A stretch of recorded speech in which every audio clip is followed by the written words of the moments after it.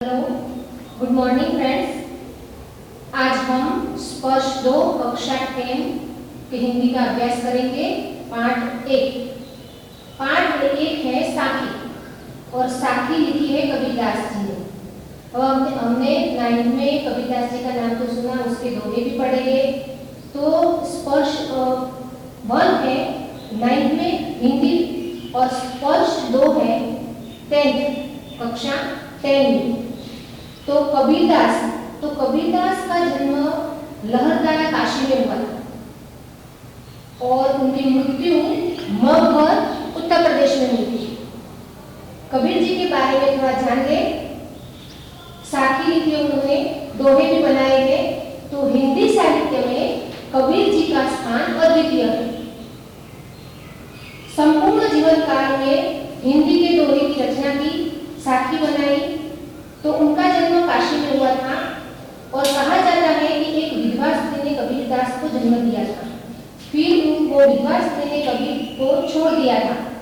तब नीलू और नीमा नामक दंपति ने उनको पाल पोसकर बड़ा किया था।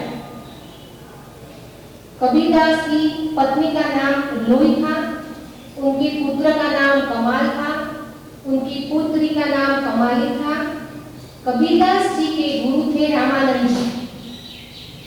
कबीरदास जी दोनों संप्रदायों में अपना साहित्य बनाते थे। खास करके हिंदी में उन्होंने बहुत बड़ा साहित्य बनाया है। अपने पूरे जीवन काल तक हिंदी में अद्वितीय स्थान रहा है उनका।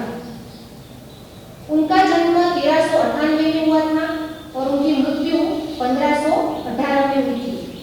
कबीरदास जी जन्म से अनपढ़ थे, फिर भी उन्होंने ईश्वर के प्रति बहुत बड़ा हमको साहित्य और ज्ञान दिया। वो हमें साखी के द्वारा, साखी के जरिए सीखेंगे। साखी शब्द संस्कृत के शब्द साक्षी, ये साखी है, वो संस्कृत का मूल शब्द है साक्षी।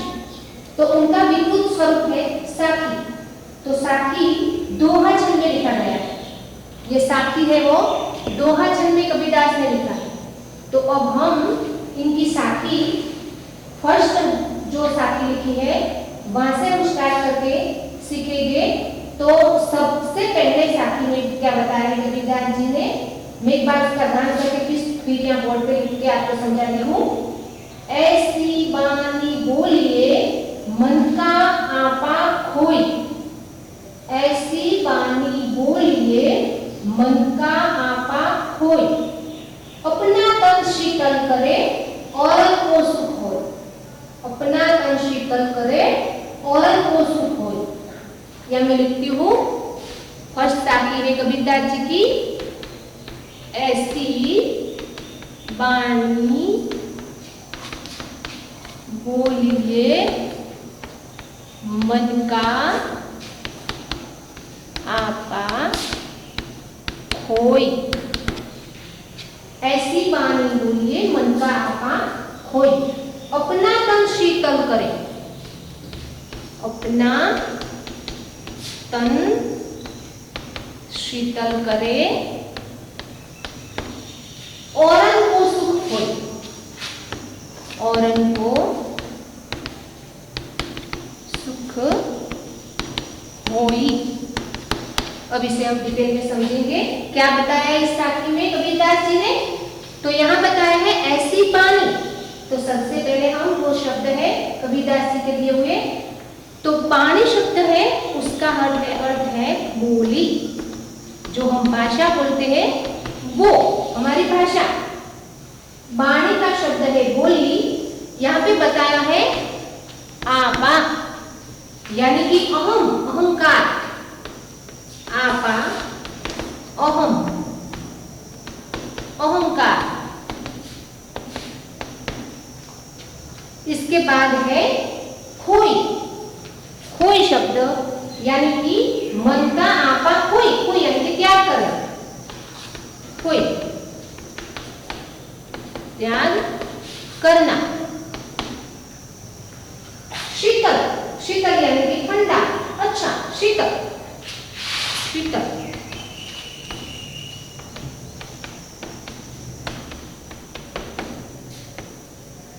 अच्छा, अच्छा लगा।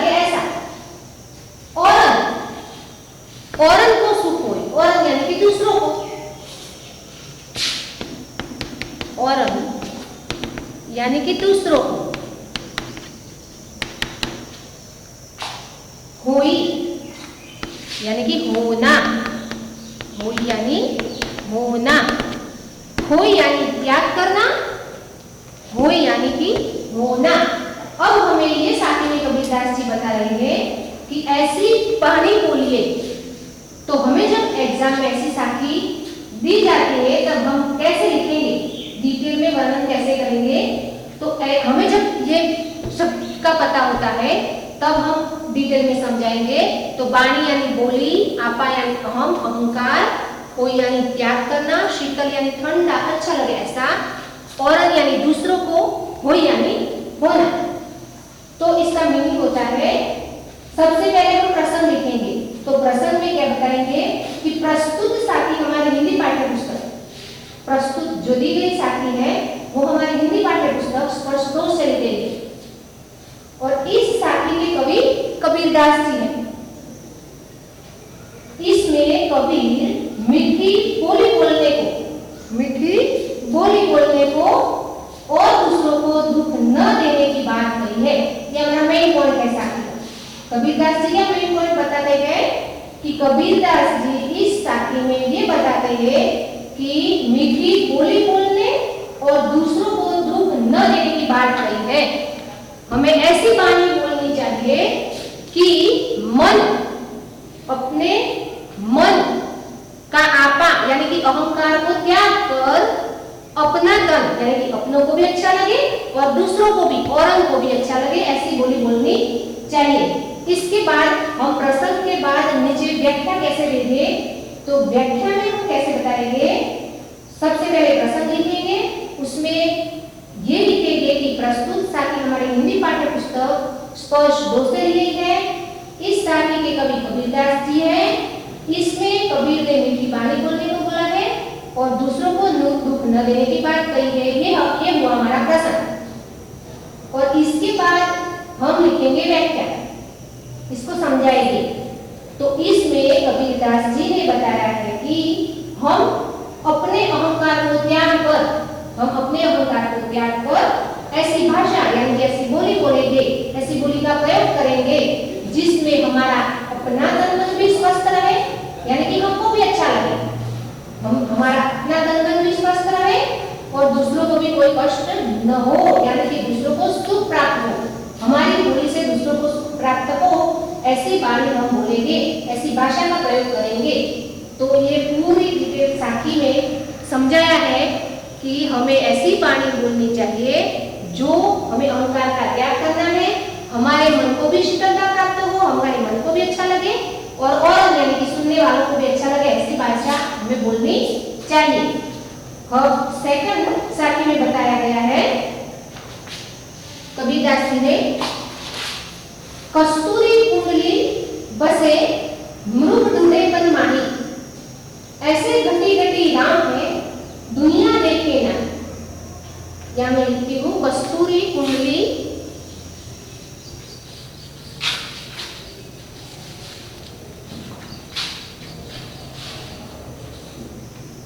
कस्तूरी कुंडली बसे,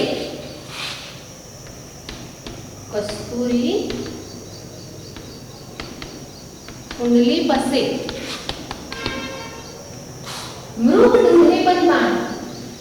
मृग, ये मृग शब्द संस्कृत शब्द है, मृग ढूंढे बनमाही।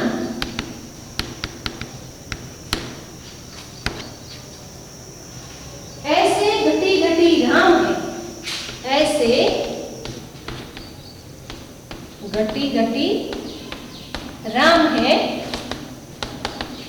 ऐसे घटी घटी राम है दुनिया देखे ना, दुनिया देखे नहीं। माही नाही, कस्तूरी कुंडली बसे मृग ढूंढे बन माही, ऐसे घटी घटी राम है दुनिया देखे नहीं। यहाँ कुंडली यानी कि नाभि, नाभि का शब्द बताया है कुंडली।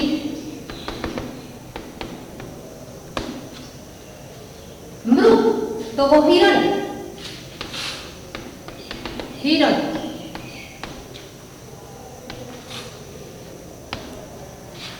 और घटी घटी यानी कि कण कण में,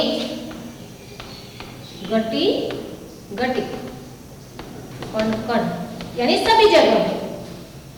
अब यहाँ पे कबीर जी दूसरी साखी में हमें ये बता रहे हैं कि कस्तूरी कुंडली बसे मृग ढूंढे पर माही, ऐसे घटी घटी राम है दुनिया देखे नहीं।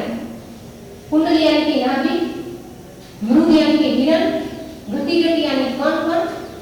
तो हम ऐसे ही प्रसंग में लिखेंगे जैसे पहली साखी में लिखा था वैसे कि प्रस्तुत साखी हमारे हिंदी पाठ्य पुस्तक स्पर्श 2 से ली गई है और इस साखी के कवि कबीरदास जी हैं। वो ऐसे ही लिखेंगे सभी साखी में प्रसंग में ऐसी 2 लाइन लिख ही देंगे। तो यहाँ पे इसके बाद हम बताएंगे कि इसमें इस साखी में कबीरदास जी कहते हैं कि संसार के लोग कुंडली कस्तूरी कुंडली बसे, संसार के लोग कस्तूरी हिरण की तरह, कस्तूरी हिरण की तरह, जिस तरह हिरण कस्तूरी प्राप्ति के लिए इधर उधर भटकता रहता है, उसी तरह लोग भी ईश्वर की प्राप्ति के लिए इधर उधर भटकते हैं। अब मैं आपको बताऊं, कस्तूरी यानी कि मृग जो हिरण होती है वो एक सुगंधित पदार्थ होता है, वो उनकी नाभि में बसता रहता है। उसे पता नहीं, वो मृग को पता, हिरण को पता नहीं, पर वो वन वन भटकता रहता है और उसे ढूंढता रहता है कि ये स्मेल मुझे कहां से आ रही है। वो ढूंढता फिरता है पूरे जीवन पर्यंत, पर उसे तब भी पता नहीं चलता कि ये स्मेल तो मेरे अंदर मेरी नाभि में से आ रही है। तो हिरण यानी कि मृग की नाभि में कस्तूरी पदार्थ होता है, तो वो इसे खोजने के लिए वन वन भटकता रहता है। ढूंढे माही यानी कि कुंडली, कस्तूरी कुंडली बसे मृग ढूंढे माही यानी कि वो हिरण पूरे जंगल में अपने जीवन पर्यंत तक उसे ढूंढता फिरता है कि ये सुगंध कहां से आ रही है, सुगंध कहां से आ रही है, पर उसे कभी भी पता नहीं चलता कि वो तो मेरे अंदर से ही आ रही है। वैसे ही यहाँ पे कबीरदास जी ये बता रहे हैं कि ये पूरे संसार के लोग हैं, यहाँ जाए तो मुझे ईश्वर मिले, मंदिर जाए, मस्जिद जाए, चर्च जाए तो मुझे ईश्वर मिले, ये करे तो ईश्वर मिले, पर मुझे ये पता नहीं उसे कि वो तो हमारे कण यानी हमारे घट-घट में विराजमान। तो ये प्रसंग पे हम लिखकर क्या व्याख्या क्या करेंगे? तो कबीरदास जी कहते हैं कि जिस प्रकार एक कस्तूरी हिरण, जिस प्रकार एक कस्तूरी हिरण कस्तूरी की खुशबू को जंगल में ढूंढता फिरता है, जबकि वह सुगंध उसी की नाभि में से आती है, उसी की नाभि में विद्यमान है, पहले से ही जन्म से ही विद्यमान है, परंतु वह इस बात से बेखबर है। हिरण को पता नहीं, मृग को पता नहीं। उसी प्रकार संसार के कण-कण में ईश्वर विद्यमान है, संसार के कण-कण में ईश्वर विद्यमान है और मनुष्य इस बात को बेखबर है और ईश्वर को देवालयों में, तीर्थों में जगह जगह ढूंढता फिरता है। तो यहाँ पे कबीरदास जी में बता रहे हैं कि अगर ईश्वर को ढूंढना भी है तो जैसे मृग को वो कस्तूरी पानी है तो अपने ही अंदर देखनी चाहिए, वैसे ही मनुष्य को जो ईश्वर पाना ही है तो अपने मन में ढूंढे तो उसे ईश्वर मिलेंगे। बहुत बड़ी बात कही कबीरदास जी ने ईश्वर को, प्रभु को ढूंढने के लिए, ईश्वर को ढूंढने के लिए। कबीरदास जी अनपढ़ थे, फिर भी उन्होंने बहुत अपने दोहे या साखी में बहुत बड़ी बात की जो हम पढ़कर भी नहीं जान सकते। तो यहाँ पे कस्तूरी कुंडली बसे मृग ढूंढे बलमाही, ऐसे घटी घटी कण-कण में ईश्वर है, उसे ढूंढना ही है। मनुष्य को ईश्वर को पाना ही है तो अपने मन में ढूंढे, दुनिया देखती रहे, पर ये दुनिया देखती नहीं। अब हम देखेंगे तीसरी साखी। कबीरदास जी तीसरी साखी में हमें बता रहे हैं कि जब मैं था तब हरि नहीं, जब मैं था तब हरि नहीं, जब मैं था तब हरि नहीं, अब हरि है मैं नहीं, अब हरि है मैं नहीं।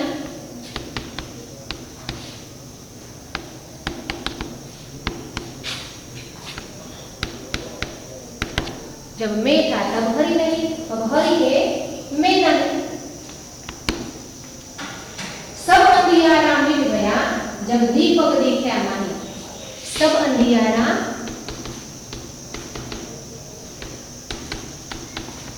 मिट गया जब दीपक देखा माही। नाही माही। जब मैं था तब हरि नहीं, अब हरि है मैं नहीं। सब अंधियारा मिट गया जब दीपक देखा माही। मैं यानी कि यहाँ पे मैं का अर्थ है अहंकार, हमारा ईगो। हम ये मैं करते हैं, मेरा है। तो यहाँ पे इस साखी में बहुत बड़ी बात बिताई है। मैं यानी कि यहाँ पे हम अहंकार को लेंगे। मैं अहम है अपना, कोई भी बात का घमंड, अहंकार। और जब मैं था तब हरि नहीं। जब हमें मैं यानी अहम है, अहंकार है, तब हमारे पास हरि आते नहीं। उसे हम अवयववादी का हानि नहीं होता, ईश्वर का हानि नहीं होता। अब हरि है मैं नहीं, अब हरि है मैं नहीं। तो मैं यानी कि अहंकार है, हरि यानी कि यहाँ पे परमेश्वर, हरि परमेश्वर, परमेश्वर की बात कही गई है। अंधियारा यानी कि अंधकार,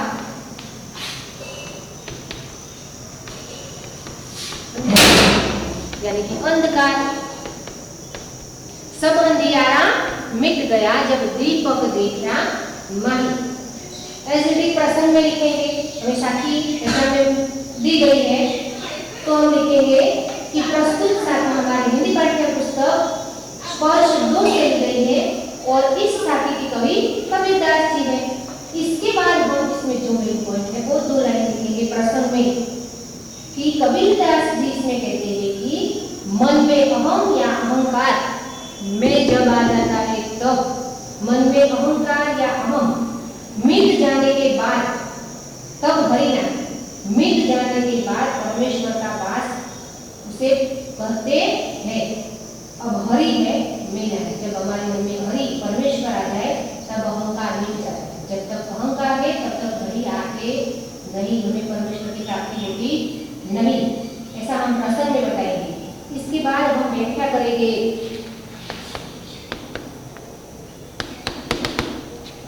हम व्याख्या में ये समझाएंगे कि कबीरदास जी कहते हैं कि जब इस हृदय में यानी कि हमें मैं यानी कि अहम या अहंकार था, मुझमें अहंकार या अहम था, तब तक परमेश्वर का वास नहीं था। तब तक हमें परमेश्वर की प्राप्ति होती नहीं। जब तक हमारे में अहंकार है, मैं अहम या अहंकार आ जाता है, तब तक कोई हरि या परमेश्वर मिलता नहीं। हमारे में परमेश्वर का वास हो ही नहीं सकता। परंतु अब हमारे हृदय में से अहंकार नहीं, हरि है, तो मैं नहीं, मैं यानी अहंकार, अहंकार मिट जाता है तब हरि का वास होता है। तो इसमें प्रभु का वास होता है। अहंकार यानी मैं हम मिट जाता है तब हमें प्राप्ति होती है परमेश्वर की, प्रभु का वास होता है। जब परमेश्वर नामक दीपक के दर्शन जब हो जाते हैं, परमेश्वर नामक दीपक के दर्शन जब हो जाते हैं कि यहाँ मनुष्य के रूप में मैं आया हूँ, इसलिए आया हूँ, क्या करने के लिए आया हूँ, ये मेरा है कुछ नहीं, मैं लेके आया नहीं, लेके जाने वाला नहीं। ये अहम या अहंकार जब मिल जाता है तब हमारे शरीर में परमेश्वर का वास हो जाता है और तब हमें इसमें दीपक के दर्शन होते हैं, परमेश्वर रूपी दीपक के दर्शन होते हैं। तो ये अज्ञान रूपी अहंकार का वहां विनाश हो जाता है, वहां अहंकार का विनाश हो जाता है। अज्ञान रूपी जो अंधकार है वो अंधियारा मिट जाता है। कौन सा अंधियारा? कि मैं यानी कि अहम यानी कि अहंकार, ये हमारा मैं का अहंकार वहां मिट जाता है, वो हमारा अज्ञान है। क्योंकि यहाँ हम कुछ लेके नहीं आए, हमारे में ऐसी कोई ताकत नहीं कि एक पत्ता भी हम हिला सके, पर ये सब है ईश्वर की देन है। परमेश्वर का वास जहाँ पे है वो अहंकार मिट जाता है। जब अहंकार मिट जाएगा तब हमारे हृदय में परमेश्वर रूपी दीपक के दर्शन होंगे, हमें परमेश्वर रूपी पुस्तक के दर्शन हुए, ये हमें कबीरदास जी ने बताया गया है। तो ये हम तीसरी साखी में परमेश्वर के दर्शन की बात करते हैं। अहंकार मिटाने के बाद ही, अहंकार मिटेगा तब ही परमेश्वर के दर्शन होंगे, इसके बाद हम इसके अलावा दर्शन नहीं कर सकते। अब देखिए हम चौथी साखी में हम कबीरदास जी हमें क्या बता रहे हैं कि सुखिया सब संसार है। सुखिया सब संसार है। सुखिया सब संसार, संसार यानी कि दुनिया। खाए और सोवे, सुखिया सब संसार है, खाए और सोवे।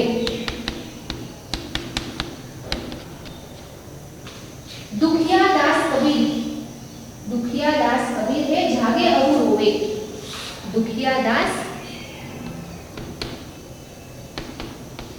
कबीर है, कबीर यानी कबीरदास